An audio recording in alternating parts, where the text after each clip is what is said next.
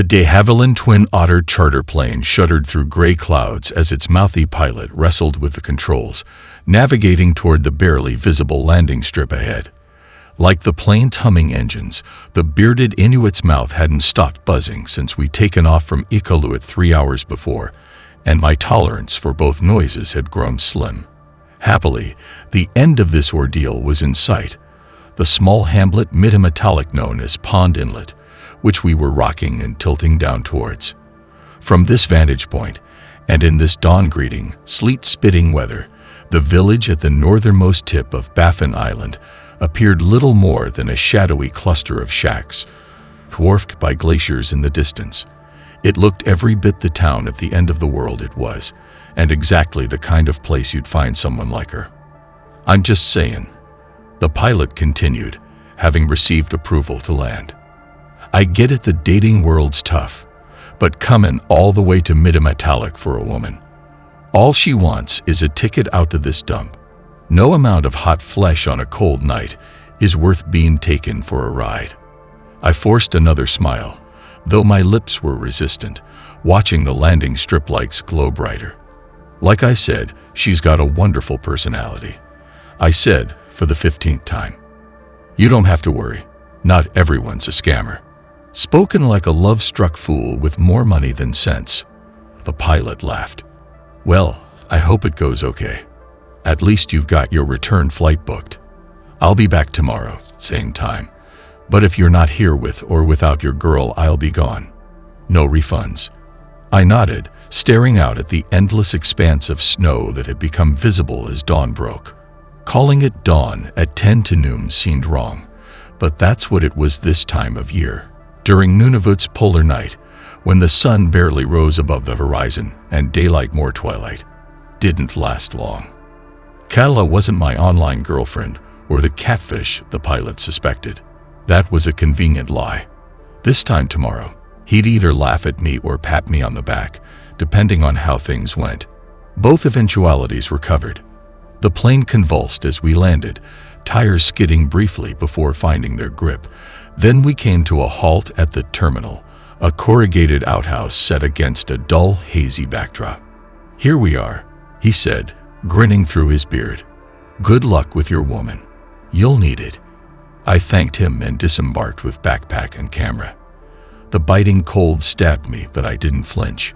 I inhaled sharply, the icy air burning my lungs, and made my way deeper into the ghost-like outpost of swirling snowflakes, the most remote place I'd ever come to meet a subject. Beyond the airstrip, the snow-covered streets of Mid-Metallic were deserted.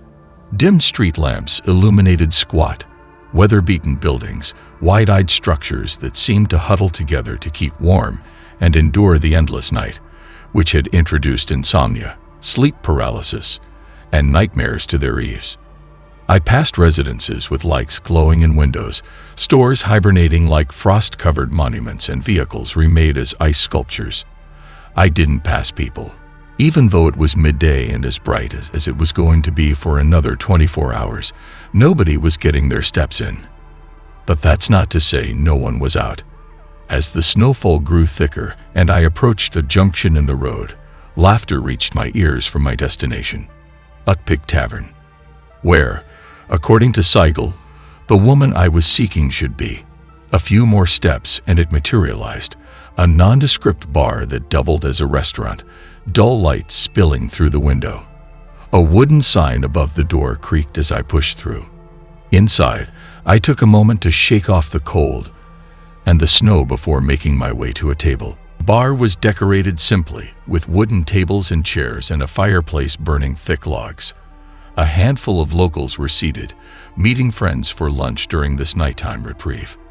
They eyed me with mild suspicion as I came in.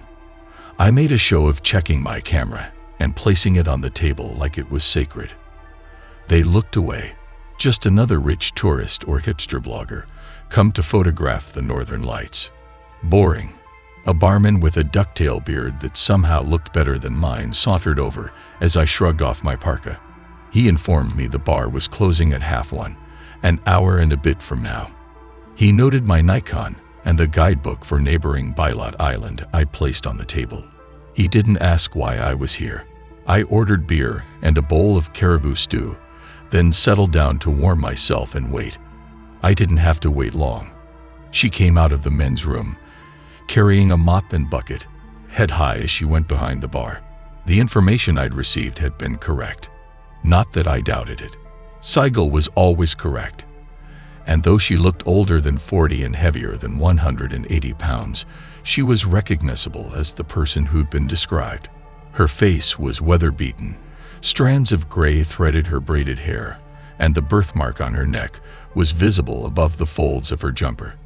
It was her. I received my glass of amber liquid and bowl of meat and veg, which I ate and drank slowly, watching her interact with the locals. She had an infectious laugh and a warm voice. I gathered she'd worked here a while. She seemed kind, not like one who could hurt another.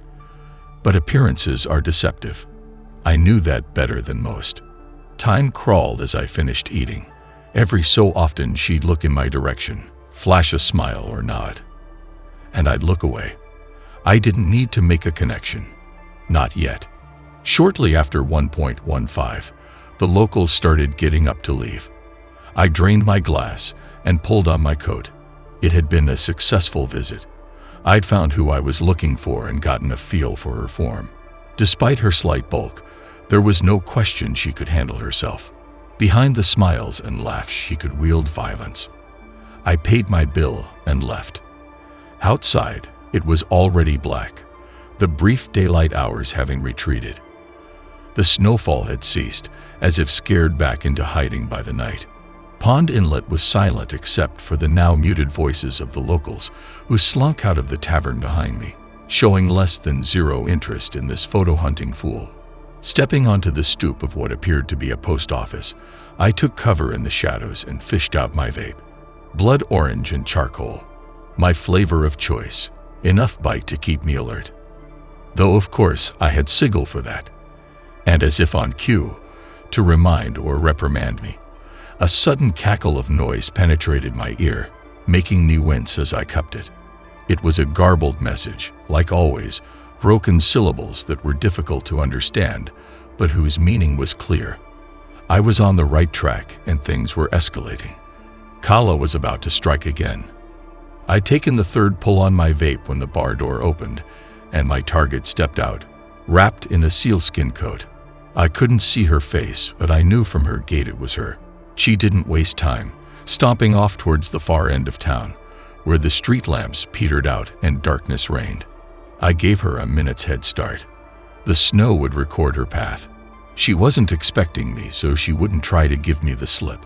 I took another drag and waited for the barman to lock up before setting off. I activated my Nikon's night vision function and kept an eye on its view screen as I followed her tracks.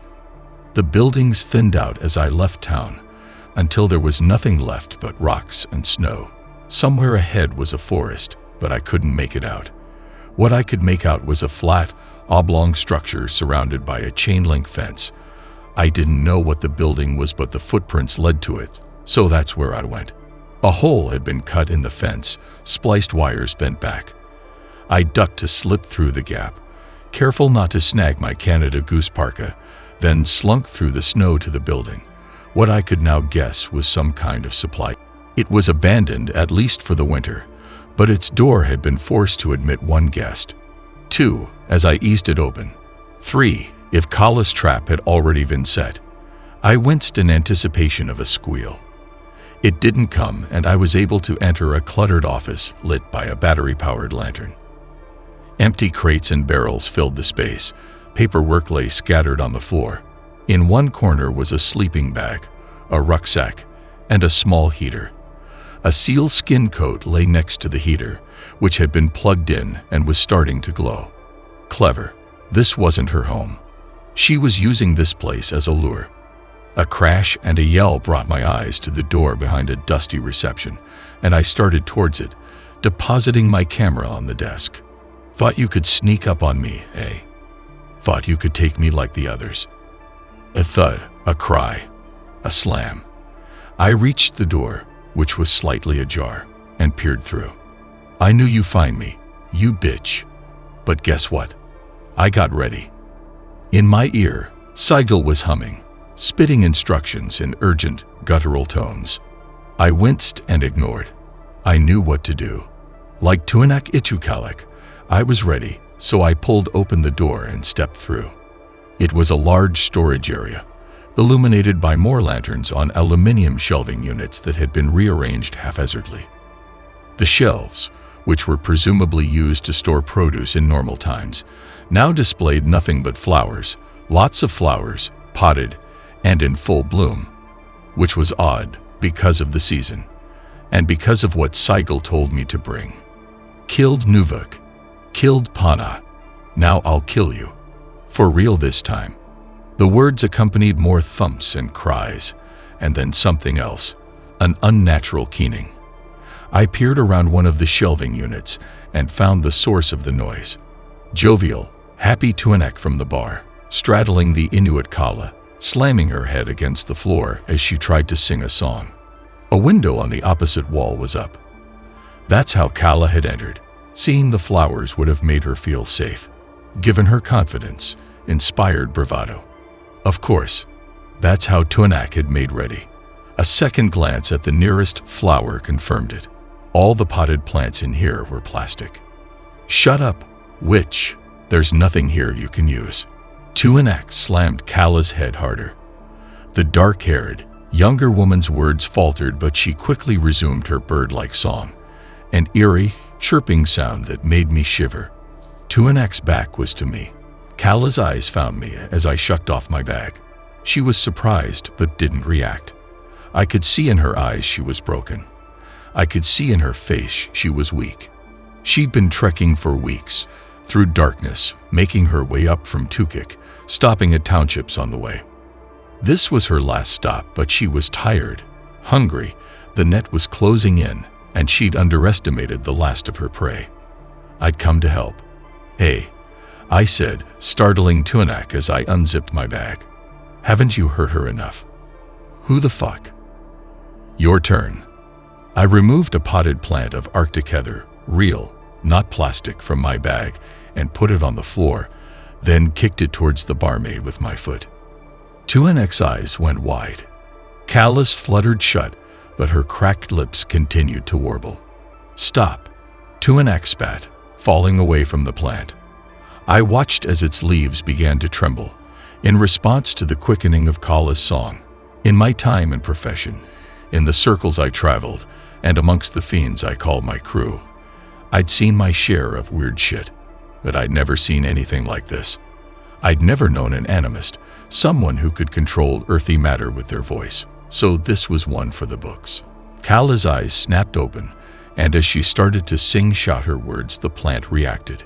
Its stems lengthened, stretching toward Tuanak like snakes. The soft leaves twisted and hardened, curling into deadly thorns. The petals flared, exposing a dark, pulsing core. Tuanak tried to flee, but the heather was fast. Thorny stems wrapped around her limbs, pulling her down. The more she struggled, the tighter they constricted. Kaala sat up and sang louder, and the heather responded. Vines forced their way into Tuanak's mouth, grew down her throat, muffling her screams as they choked her. I watched as she convulsed, thorns punching out through her throat. She squeezed her eyes shut against probing stems, but that was the least of her worries. I couldn't see what was happening inside her clothes, but the pool of blood seeping out from under her back told the tale. I stood there and watched for several minutes, until she stopped moving, and Kaala fell silent, her animist hymn at an end. She collapsed in a heap, fully spent. I went to her, sat behind her, eased her close. She didn't object. She didn't fear me. It was always the way. They could trust me. They knew. I wasn't there to harm them or turn them in. It was the aura of Sigil. They knew I was only there to help. As blood-covered stems of heather slid from Tuanak's mouth, thorns returned to leaves and petals drooped. I cradled Kaala in my arms. It's okay, I said, allowing a slug-like tentacle to exit my ear. My name is Bertram Belasco. I was alerted to your existence when you took your third victim.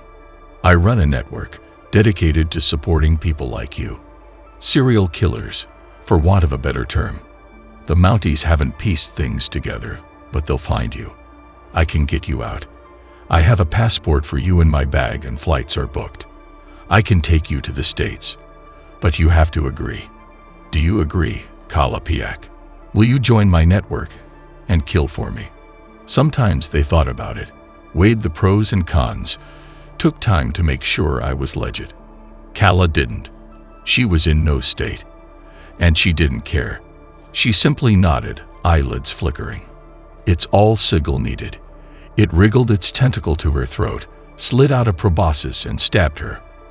For a moment, Kaala's eyes widened in shock. Then, as quickly as it had struck, the tentacle retracted and slunk back inside my ear, having deposited a small lump of matter under her skin, coating her, making her his, ours, a member of the SK network, in which, as an animist, she'd excel. The world was going to become that bit more deadly, and the craving my master had would be fulfilled.